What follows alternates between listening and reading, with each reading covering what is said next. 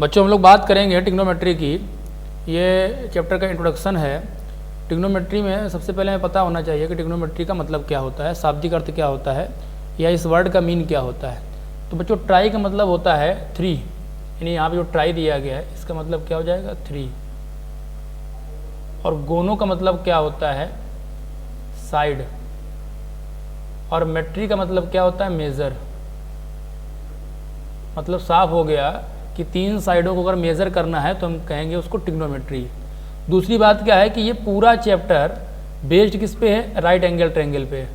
आप लोगों ने अगर ट्रायंगल चैप्टर नहीं पढ़ा है तो आपको ट्रिग्नोमेट्री समझ में अच्छे से नहीं आएगी। ट्रायंगल पूरा पढ़ा होगा, सिमिलरिटी और ट्रायंगल के बारे में जितनी सारी चीज़ें हैं वो पता होंगी तो ये चैप्टर और आसान से समझ में आएगा तुमको। राइट एंगल ट्रायंगल पे ही पूरा चैप्टर बेस्ड है, तो आपको राइट एंगल ट्रायंगल के बारे में पता होना चाहिए कि उसमें क्या क्या होता है। सबसे पहली बात तो एक एंगल जो होता है वो 90 होता है, और जो 90 होता है उसके सामने वाला जो साइड होता है उसको बोलते हैं हाइपोटेन्यूज। ये सब बातें आपको पता होंगी और इसके बारे में ज़्यादा जानेंगे अभी आगे। पहले हम समझते हैं ट्रिग्नोमेट्री का मतलब क्या है और ट्रिग्नोमेट्री का यूज़ कहाँ कहाँ कैसे कैसे करते हैं और ट्रिग्नोमेट्री के फादर कौन है। तो ट्रिग्नोमेट्री की अगर फादर की बात की जाए तो ट्रिग्नोमेट्री के फादर जो हैं वो हिपरचस कहे जाते हैं, सर हिपरचस। ये एक ग्रीक एस्ट्रोनॉमर हैं हिपरचस। ये जो है ग्रीक एस्ट्रोनॉमर हैं, इनको बोलते हैं फादर ऑफ ट्रिग्नोमेट्री। अब हम बात करते हैं ट्रिग्नोमेट्री का यूज़ क्या है।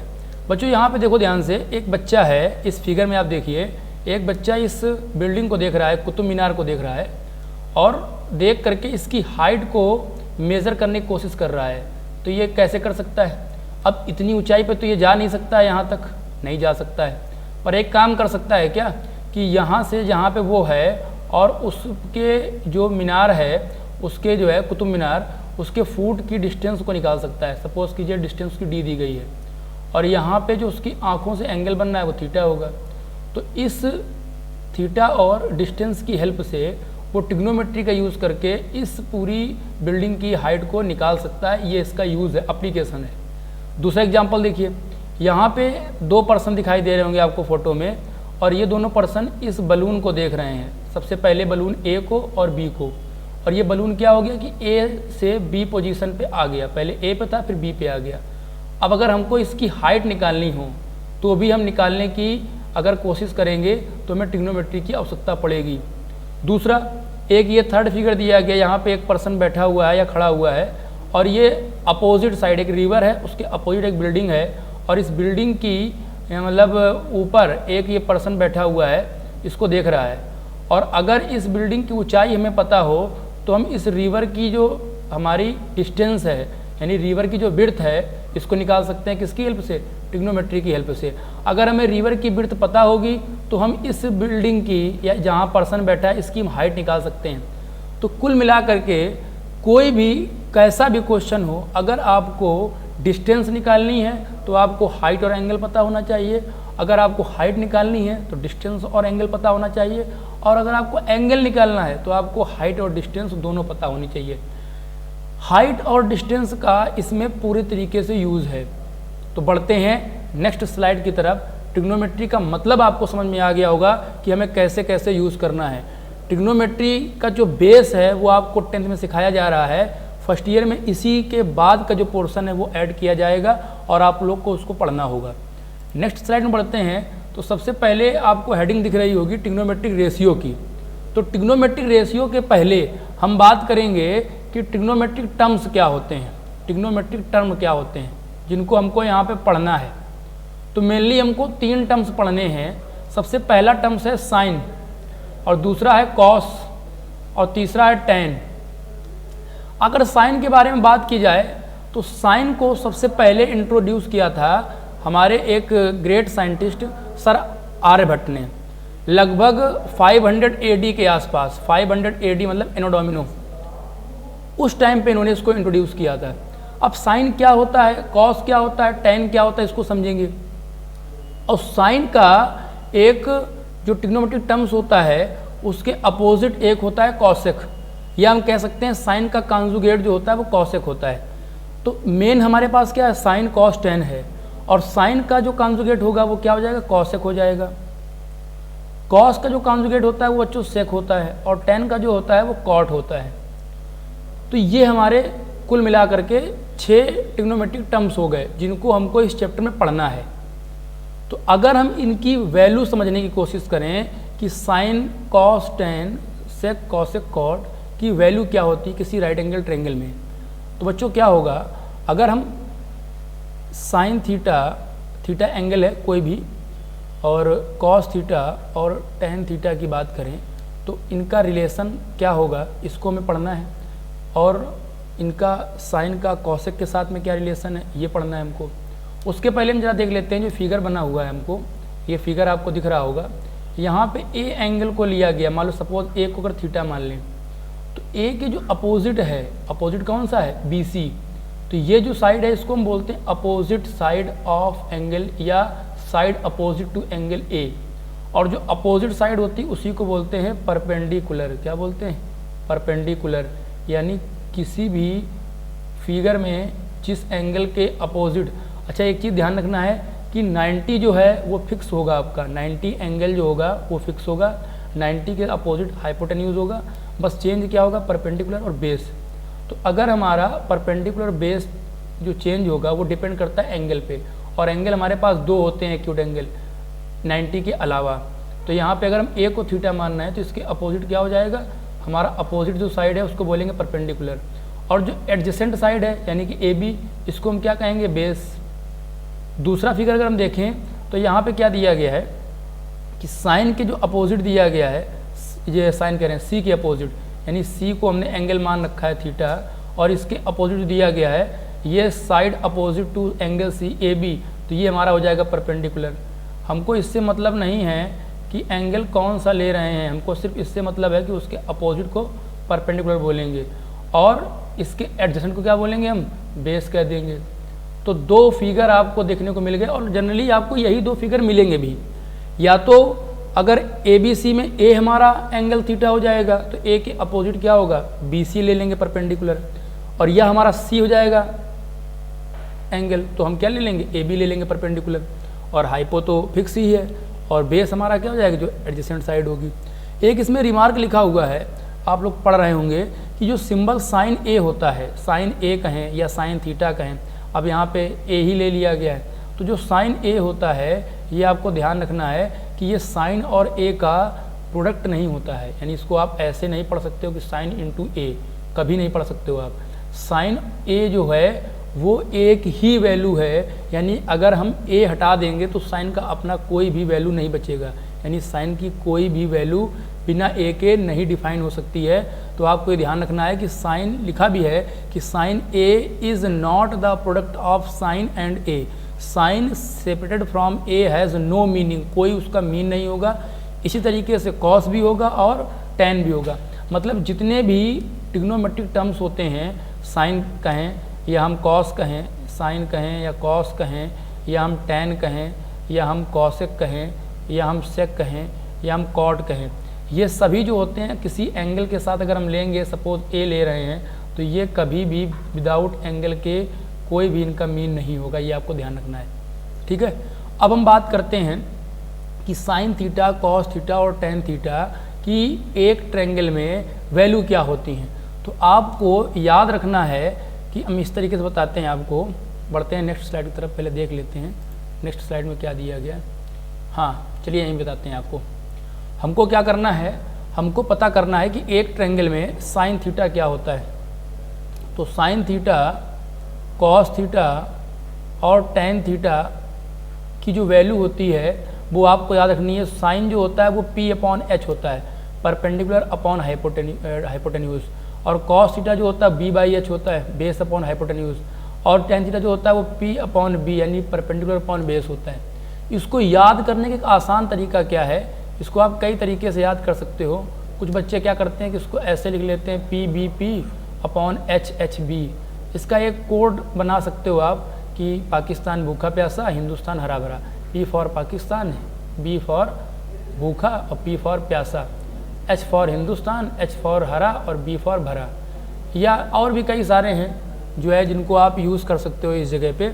जैसे कि पापा बीड़ी पियोगे, नीचे हो जाएगा हाँ हाँ बेटा, ये भी आप लर्न कर सकते हो याद करने के लिए। P फॉर हो जाएगा पापा, B फॉर क्या होगा बीड़ी, जस्ट जो कपाट है, और H फॉर क्या होगा हिंदुस्तान, और H फॉर हाँ, और फिर H फॉर हाँ, और B फॉर बेटा। तो ये कोई भी आप याद कर लो। तो यहाँ से क्या निकल आएगा, अगर साइन निकालना है तो P/H, कॉस निकालना है तो B/H, और tan निकालना है तो P/B। अगर यहीं से हमको निकालना होगा कॉसेक, अगर कॉसेक निकालना होगा कॉसेक थीटा, या हमको निकालना होगा सेक थीटा, या निकालना होगा कॉट थीटा, तो इसको क्या करेंगे हम चेंज कर देंगे, तो H/P आ जाएगा, और यहाँ पे क्या होगा H/B आ जाएगा, और यहाँ पे B/P आ जाएगा। यानी किसी भी ट्रायंगल में अगर आपको साइन थीटा निकालना है तो आप परपेंडिकुलर अपॉन हाइपोटेन्यूज कर दोगे, ये आपको ध्यान रखना है। अब आपको एक सामने फिगर दिया गया है, इसमें क्या किया गया है कि कई सारे सिमिलर ट्रायंगल बने हुए हैं। हमने अभी आपसे कहा था कि अगर आपको सिमिलरिटी नहीं आती है तो आपको ट्रिग्नोमेट्री में बहुत सारी प्रॉब्लम्स होंगी। अब इसमें हमको सिमिलरिटी को कैसे यूज़ करना, जरा ये समझिए आप। अगर ये कोई एक ट्रायंगल दिया गया है, यहाँ पे ट्रायंगल आपको दिख रहा है AMP दिया गया है, यानी अगर यहाँ पे आप कह सकते हो कि ट्रायंगल AMP जो है वो सिमिलर ट्रायंगल है किसके, ABC के, और AMP जो ट्रायंगल है ये भी हम कह सकते हैं कि सिमिलर ट्रायंगल किसके, ANQ के। ये सभी आपस में क्या है, सिमिलर ट्रायंगल हैं। तो सिमिलर का मतलब क्या हुआ, तो यहाँ पे आपको एक चीज़ ध्यान रखनी है कि जो PM का और AM का रेशियो होगा, यानी कि अगर सिमिलर ट्रायंगल में हम सिमिलरिटी लगाएं तो यहाँ से क्या हो जाएगा कि PM अपॉन क्या होगा AM, ये जो रेशियो आएगा ये इक्वल होगा BC और क्या होगा AB के, और किसके इक्वल होगा QN, और किसके इक्वल होगा AN के। तो ये बात हमने कहाँ से कह दी, सिमिलरिटी से। पर ट्रिग्नोमेट्री में कहाँ से कह देंगे, क्योंकि ये सारी वैल्यू किसके इक्वल हो जाएंगी, ये सारी वैल्यू इक्वल हो जाएंगी tan थीटा के। क्यों, क्योंकि tan थीटा क्या होता है, अभी हमने बताया क्या होता है, परपेंडिकुलर अपॉन बेस। और आपको दिख रहा होगा कि अगर हम ये एंगल थीटा मान रहे हैं तो ये हमारा क्या होगा परपेंडिकुलर, और ये हमारा क्या होगा बेस। क्योंकि हमने अभी बताया कि एक ट्रायंगल में थीटा के अपोजिट जो साइड होती है उसको बोलते हैं परपेंडिकुलर, और जो थीटा के एडजेसेंट होती है उसको बोलते हैं बेस।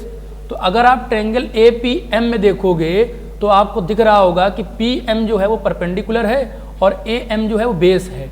तो यहाँ पे अगर आपने देखा कि tan theta is equal to जो PM अपॉन AM है ये भी P अपॉन B है, और BC अपॉन AB ये भी P अपॉन B है, और QN अपॉन AN ये भी P अपॉन B है। तो ये सभी क्या है tan थीटा, और थीटा चेंज नहीं हो रहा है। अगर सपोज थीटा की वैल्यू कुछ भी ले लें तो वो तो सेम ही रहेगी ना, यहाँ पे थीटा नहीं चेंज हो रहा है। किसी भी ट्रायंगल में आप देखिए तो थीटा यहाँ पे सेम है, जितना उसका मैग्नीट्यूड AMP में है उतना ही ABC में है, और उतना ही ANQ में है।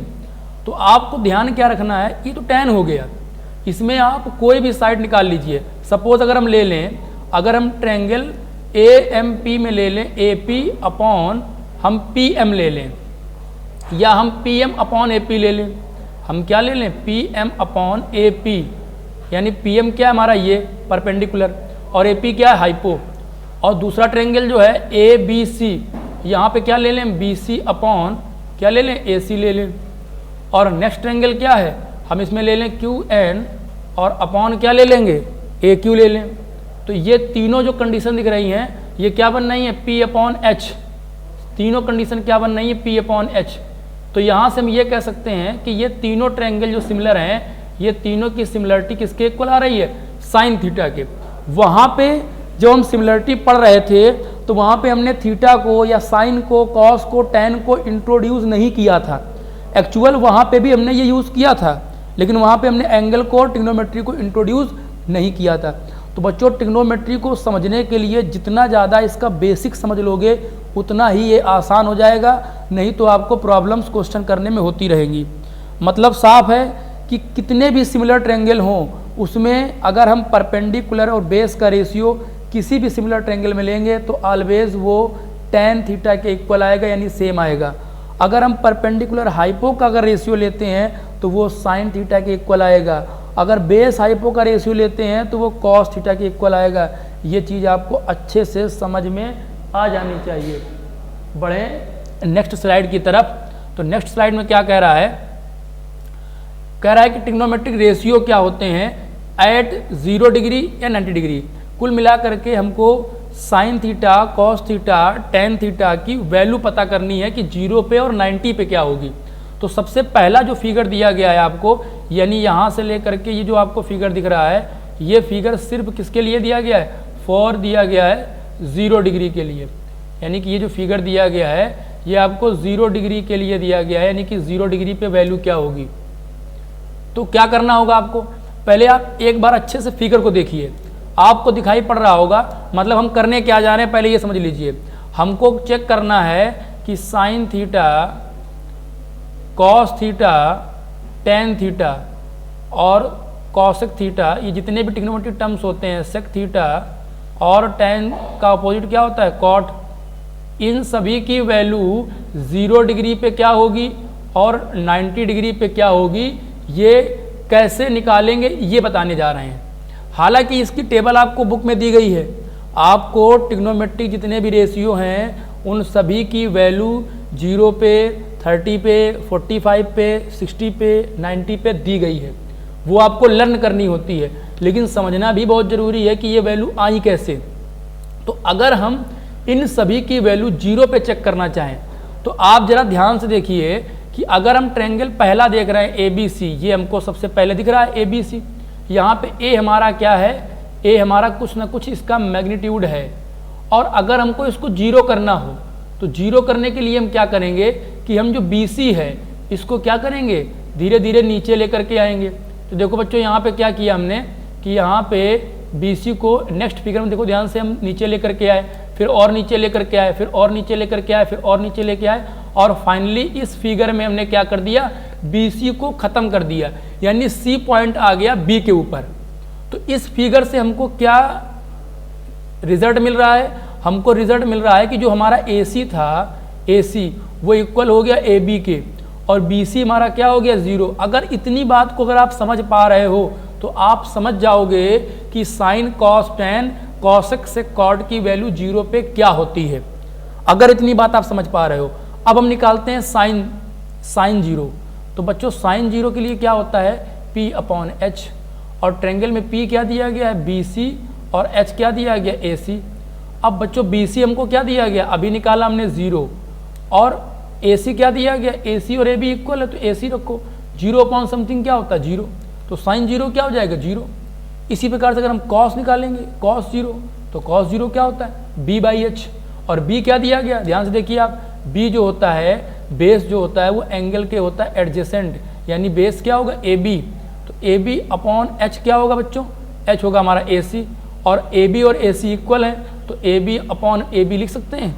तो ये हमारा क्या कैंसिल आउट हो गया, तो ये हमारा क्या आ गया 1, तो cos 0 क्या आ गया 1। सिमिलरली अगर हम tan निकालेंगे तो tan के लिए क्या हो जाएगा, अगर हम tan निकालना चाहते हैं तो tan जो हो जाएगा tan 0 वो क्या होता है P/B, और P हमारा क्या दिया गया, P दिया गया BC, परपेंडिकुलर क्या दिया गया BC, अपॉन B क्या दिया, बेस हमारा दिया गया AB, और BC दिया गया 0/AB, तो ये भी क्या होगा 0। अगर साइन कॉस टेन आ गए हैं तो आप कॉसेक से कॉट निकाल सकते हो। कैसे, साइन थीटा जो होता है वो 1/कॉसेक थीटा होता है, साइन थीटा जो होता है 1/कॉसेक थीटा होता है। अभी हम आगे ये बताएंगे, अगर ऐसे आपको करना हो तो आप ऐसे भी निकाल सकते हो कि जो कॉसेक थीटा होती है उसकी वैल्यू क्या होती है, अभी हमने बताई, जो कॉसेक थीटा होता है वो H/ क्या होता है P होता है, और H की वैल्यू क्या दी गई AC, अपॉन P क्या दिया गया है, हमारा P क्या हो जाएगा BC 0, तो ये क्या हो जाएगा हमारा नॉट डिफाइन हो जाएगा, यानी कि कॉसेक जो 0 होता है वो नॉट डिफाइन हो जाएगा, कभी भी अपॉन में 0 नहीं होना चाहिए। 0/ कोई नंबर जो होता है वो 0 हो जाता है, पर कोई नंबर अपॉन 0 होगा तो वो क्या होगा, नॉट डिफाइन हो जाएगा।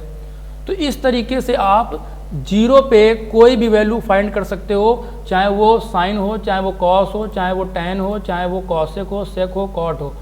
अब अगर हम बात करें 90 पे कि 90 पे वैल्यू कहाँ से कैसे निकलेगी, तो 90 पे चेक करने के लिए आपको ध्यान रखना होगा कि हमको अगर A को 90 करना है तो क्या करना होगा। तो यहाँ पे देखिए ध्यान से, हमारा जो फिगर है सबसे पहले क्या दिया गया, इस जगह देखिए ध्यान से कि A हमारा कोई एंगल दिया गया है। अब हमको A को 90 करना है ए को 90 करने के लिए जो ए सी है यानी पॉइंट ए को लाना होगा बी की तरफ।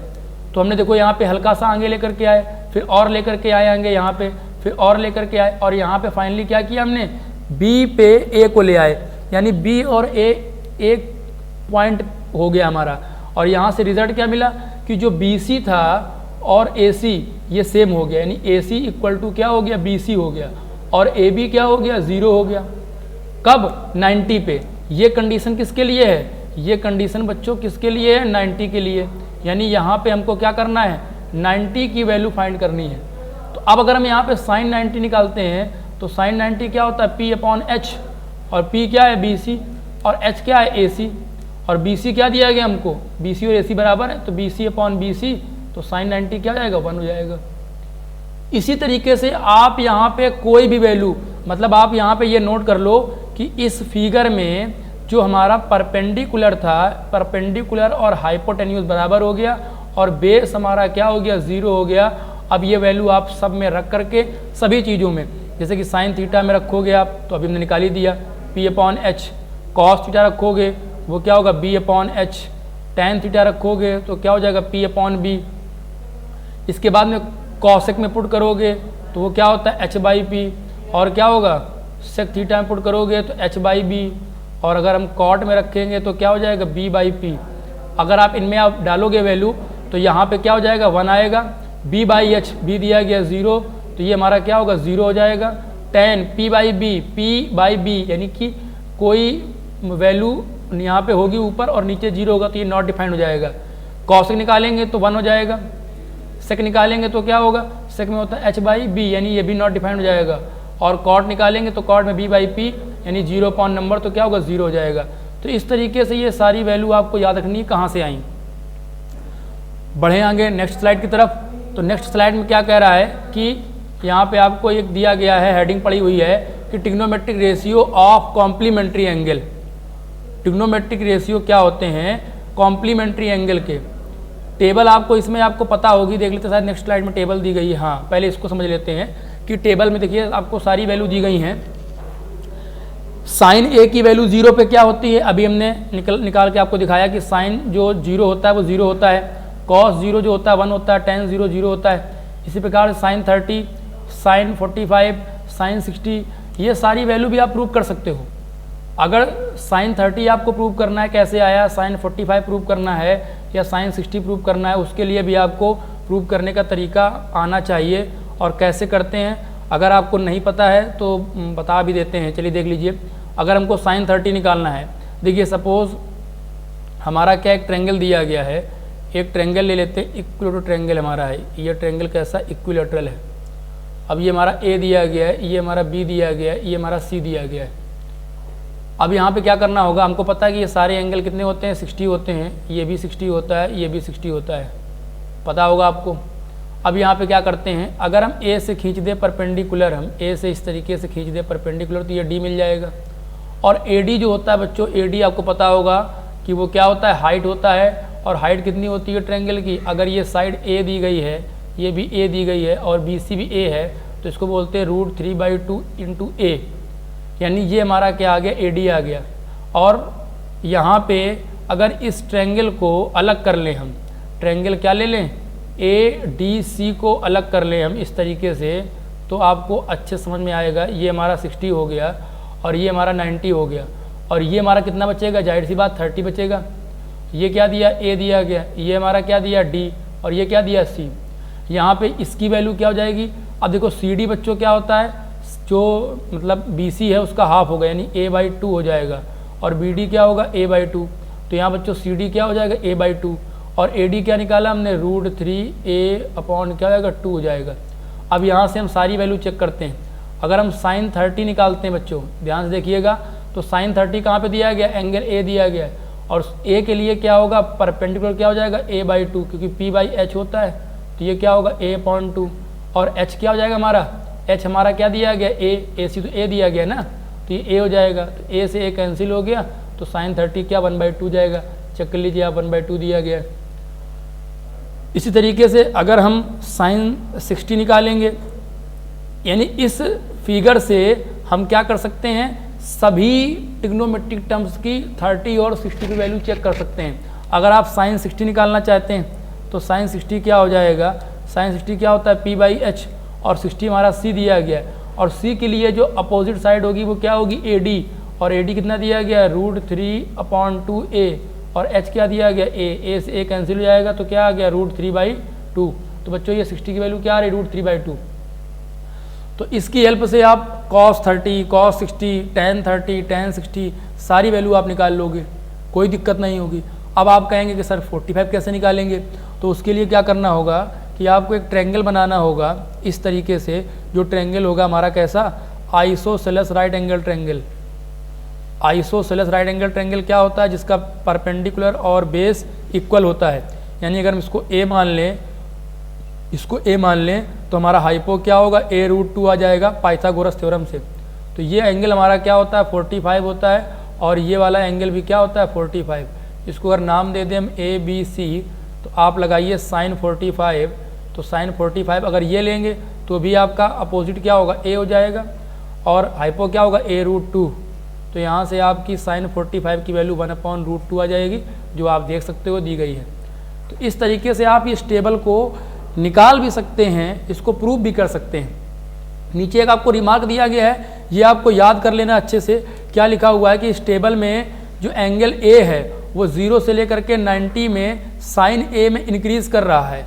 यानी कि अगर हम 0 से 90 की तरफ बढ़ रहे हैं तो जो साइन है वो साइन की वैल्यू इंक्रीज कर रही है 0 से 90 की तरफ, और कॉस की वैल्यू क्या कर रही है, वो डिक्रीज कर रही है। यानी कि कॉस जो 0 है वो मैक्सिमम है, और धीरे धीरे धीरे धीरे धीरे 90 जाते जाते वो 0 हो रहा है। तो ये भी आपको ध्यान रखनी है कि साइन A जो होता है वो 0 से लेकर के 90 तक जाते जाते वो बढ़ता जाता है, और कॉस A जो होता है वो 0 से 90 तक जाते जाते क्या होता है, घटता जाएगा और लास्ट में 0 हो जाएगा। बढ़ते हैं नेक्स्ट स्लाइड की तरफ। ये आपको दिया गया है कि ट्रिग्नोमेट्रिक रेशियो क्या होते हैं कॉम्प्लीमेंट्री एंगल के। तो आपको यहाँ पे 6 फार्मूले पढ़ने हैं। 6 फार्मूले कौन कौन से हैं,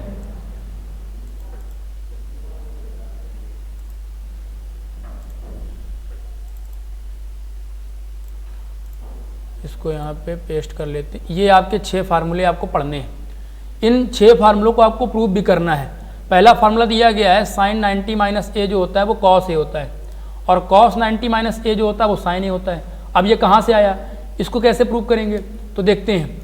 अगर हम इसको प्रूव करें कि एक हम प्रूव करेंगे, बाकी आप लोग करने की कोशिश करेंगे। साइन 90 - a जो होता है इसको हमें प्रूव करना है कॉस A होगा। कैसे होगा चेक करते हैं। बच्चों ये हमारा B दिया गया है 90, और A को हमने लेट कर लिया A हमारा क्या है, ये A है, ये वाला एंगल क्या है A है।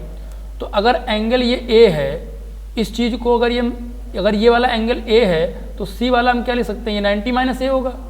जाहिर सी बात है ना, ट्रायंगल जो होता है ABC उसका जो इंटीरियर सम होता है 180 होता है। 90 हमारा B हो गया, तो A हमारा A है तो C क्या होगा 90 - a। तो अगर हम यहाँ पे साइन 90 - a निकालें, यानी इस एंगल के लिए हम साइन निकालें, तो साइन 90 - a की वैल्यू क्या हो जाएगी, हमको पता है कि P/, क्या होता है H होता है, और 90 - a के लिए परपेंडिकुलर क्या होगा AB। 90 - a के लिए क्या होगा परपेंडिकुलर। बार बार बता रहे हैं आपको, जिस भी एंगल को ले रहे हैं उसके अपोजिट साइड जो होती है वही होती है परपेंडिकुलर, और उस एंगल के एडजेसेंट जो होती है उसको बोलते हैं बेस। तो यहाँ पे जो परपेंडिकुलर होगा वो क्या होगा AB होगा, और यहाँ पे जो हाइपो होगा वो AC हो जाएगा। इसको इक्वेशन हम क्या नाम दे देंगे, फर्स्ट। अब अगर हम कॉस A निकालें तो बच्चों कॉस A, अब इस एंगल के लिए कॉस A दिया गया, ये एंगल जो ले रहे हैं इसके लिए क्या होगा परपेंडिकुलर, तो हमारा BC होगा, और कॉस थीटा जो होता है या कॉस A जो होता है वो B/h होता है।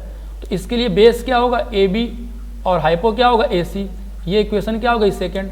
अब अगर आप फर्स्ट एंड सेकेंड से देखेंगे तो देखिए AB/AC। तो अगर RHS इक्वल है तो LHS क्या होगा, इक्वल हो जाएगा। तो यहाँ से हमारा प्रूफ हो गया कि साइन 90 - a वो कॉस A के इक्वल क्यों होता है। समझ गए होंगे आप लोग कि साइन 90 - a कॉस A के इक्वल क्यों होगा। इसी तरीके से कॉस 90 - a वो साइन A के इक्वल क्यों होगा, चलो इसको भी देख लेते हैं। अगर हम कॉस 90 -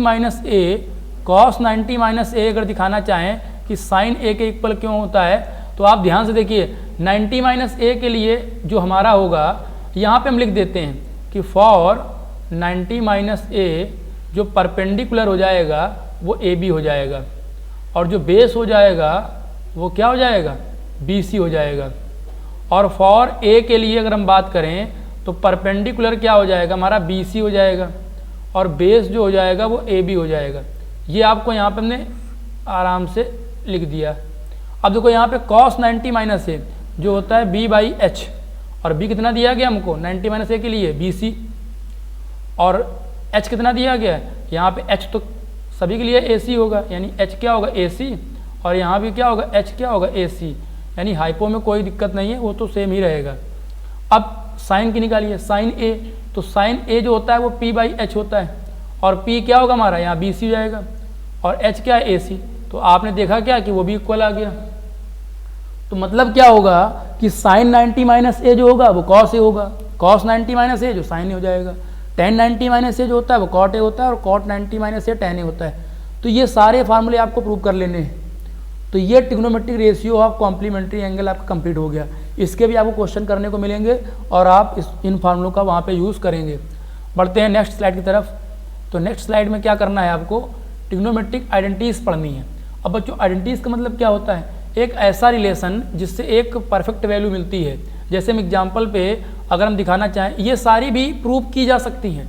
कोई भी ऐसा फार्मूला नहीं है ट्रिग्नोमेट्रिक मतलब ट्रिग्नोमेट्रिक टर्म्स कहें या ट्रिग्नोमेट्री में कहें जो प्रूव नहीं किया जा सकता है। सारे फार्मूलों का प्रूवमेंट दिया गया है बुक में। अगर आप अच्छे से देखेंगे एनसीईआरटी, आरएस या आरडी जिसमें भी आप पढ़ रहे हैं, सब में सारी चीज़ें दी गई हैं। बस आपको अच्छे से पढ़ने की ज़रूरत है। तो आइडेंटिटीज आपको जो पढ़नी 10th में, वो सबसे पहली क्या है कि साइन स्क्वायर जो थीटा होता है और प्लस जो कॉस स्क्वायर थीटा होता है उसकी वैल्यू 1 होती है। अब यहाँ से आपको दो वैल्यू मिल जाएंगी। अगर आपको साइन स्क्वायर थीटा निकालना है तो वो 1 माइनस कॉस स्क्वायर थीटा हो जाएगा, और अगर आपको कॉस स्क्वायर थीटा निकालना है तो 1 माइनस साइन स्क्वायर थीटा हो जाएगा। दूसरी आइडेंटिटी क्या होती है, दूसरी होती है कि सेक स्क्वायर थीटा माइनस का tan square theta is equal to 1। अब अगर यहाँ से आपको सेक स्क्वायर थीटा निकालना है तो क्या हो जाएगा, 1 प्लस टेन स्क्वायर थीटा हो जाएगा। और अगर आपको यहाँ से कॉस स्क्वायर थीटा निकालना है, सॉरी टेन स्क्वायर थीटा निकालना है तो हो जाएगा हमारा क्या, अगर टेन स्क्वायर थीटा निकालना है तो क्या करेंगे, इसको उधर ले जाएंगे, इसको उधर ले आएंगे, तो क्या होगा सेक स्क्वायर थीटा माइनस का क्या हो जाएगा 1। और तीसरी आइडेंटिटी आपको क्या पढ़नी है कि cosec square theta minus cot square theta is equal to 1। अब यहाँ से अगर हम कॉसेक स्क्वायर थीटा निकालेंगे तो क्या हो जाएगा, 1 प्लस कॉट स्क्वायर थीटा हो जाएगा। और अगर हम कॉट स्क्वायर थीटा निकालेंगे तो क्या होगा, कॉसेक स्क्वायर थीटा माइनस 1 हो जाएगा। इसके बाद में कुछ आपको रिलेशन याद रखने हैं। कैसे कि आपको याद रखना है कि साइन थीटा और कॉस थीटा कॉसेक थीटा का जो मल्टीप्लाई होता है वो 1 होता है। अब यहाँ से दो निकल की चीज़ें आएंगी। अगर आपको पूछे कि साइन थीटा क्या होता है तो आप कह दोगे 1 अपॉन कॉसेक थीटा होता है। अगर आपसे पूछे कि नहीं कॉसेक थीटा क्या होता है तो आप कह दोगे 1 अपॉन साइन थीटा होता है। इसी तरीके से दूसरा रिलेशन क्या याद रखना है, दूसरा याद रखना है कि जो सेक थीटा होता है, यानी कि सेक थीटा कहें या कॉस थीटा कहें, जो कॉस थीटा होता है और सेक थीटा होता है इसका मल्टीप्लाई 1 होता है। तो अगर यहाँ से हम कॉस थीटा निकालेंगे तो हो जाएगा 1 अपॉन सेक थीटा, और अगर यहाँ से हम निकालेंगे सेक थीटा तो क्या हो जाएगा, 1 अपॉन कॉस थीटा हो जाएगा। इसके अलावा एक और आपको याद रखना है कि जो टेन थीटा होता है और कॉट थीटा होता है ये कहीं मिलेगा, ये 1 होता है। तो यहाँ से दो वैल्यू मिल जाएंगे, tan theta is equal to 1 upon cot theta और cot theta is equal to 1 upon tan theta. और एक यहाँ पे वैल्यू आपको याद रखनी है कि जो टेन थीटा होता है, टेन थीटा वो उसकी वैल्यू जो होती है वो sine theta upon cos theta भी होती है, यानी साइन और कॉस का रेशियो 10 बन जाता है। और ये आप प्रूव भी कर सकते हो। क्यों, क्योंकि साइन थीटा की वैल्यू होती है पी अपॉन एच और कॉस होता है B upon H. H H cancel हो जाएगा तो पी अपॉन बी, यानी हमारा टेन थीटा क्या होता है, पी अपॉन बी। तो ये प्रूव भी कर सकते हो। और जो कॉट थीटा होता है वो रेशियो किसका होता है, यानी कि हमारा कॉस थीटा और साइन थीटा के रेशियो होता है। तो ये सारे इतने सिर्फ आइडेंटिटीज़ को यहाँ पे यूज़ करना है। ये सारी आइडेंटिटीज़ हैं जिनको आपको इस चैप्टर में यूज़ करना है। इसके अलावा कुछ भी नहीं यूज़ करना है। पूरे ट्रिग्नोमेट्री में आपको इसके अलावा कोई भी आइडेंटिटी नहीं यूज़ करनी है। हाँ, दो फार्मूले आपको और यूज़ करने हैं। एक तो स्क्वायर ए प्लस बी का होल स्क्वायर और ए माइनस बी का होल स्क्वायर। ये दो फार्मूले, मतलब ये एक फार्मूला मानते हैं इसको। कैसे, अगर प्लस लिखा हुआ है तो A square plus B square plus का 2ab हो जाएगा। अगर माइनस दिया गया तो यहाँ माइनस हो जाएगा। और दूसरा यूज़ करना होगा आपको ए क्यूब प्लस का बी क्यूब। अगर यहाँ प्लस है तो क्या करेंगे, अगर यहाँ पे प्लस है तो हमारा क्या हो जाएगा ए प्लस बी, और अंदर क्या होगा A square plus B square minus का ए बी। अगर यहाँ माइनस दिया गया तो यहाँ माइनस हो जाएगा और यहाँ पे प्लस हो जाएगा। तो ये फार्मूले भी हो सकता है कि ट्रिग्नोमेट्रिक आइडेंटिटीज़ में यूज़ करने को मिल जाए, बस इसके अलावा कुछ भी नहीं यूज़ करना है। और अगर कोई चीज़ आपको इसमें समझ में नहीं आई तो आप कमेंट करिए। देखते हैं नेक्स्ट स्लाइड में क्या है। तो ये चैप्टर हमारा लगभग फिनिश हो गया, कुछ भी इसमें आपका बचा नहीं है। NCERT के हिसाब से या RS में जितनी चीज़ें आपको पढ़नी है जो आपके टर्म 1 एग्जाम में आ रही हैं, ट्रिग्नोमेट्रिक जो चैप्टर है, ट्रिग्नोमेट्रिक रेशियो या ट्रिग्नोमेट्रिक आइडेंटिटीज़, वो पूरा कवर कर दिया है हमने। अगर इसमें किसी भी चीज़ में कोई भी प्रॉब्लम है तो आप हमें कमेंट बॉक्स में कमेंट कर सकते हैं, और इन्हीं जो है टॉपिक्स की हेल्प से हम MCQs डिस्कस करेंगे। जो नेक्स्ट वीडियो हमारा होगा वो MCQs पे बेस्ड होगा और अच्छे MCQ होंगे। और कोई अगर आपके पास भी क्वेश्चन है जो आप नहीं सॉल्व कर पा रहे हैं तो आप हमें कमेंट कर सकते हैं, और इसमें अगर कोई प्रॉब्लम है तो भी आप कमेंट कर सकते हैं। और ये पूरा चैप्टर आपका, जो इस चैप्टर का इंट्रोडक्शन था, वो पूरा फिनिश हुआ। Thank you.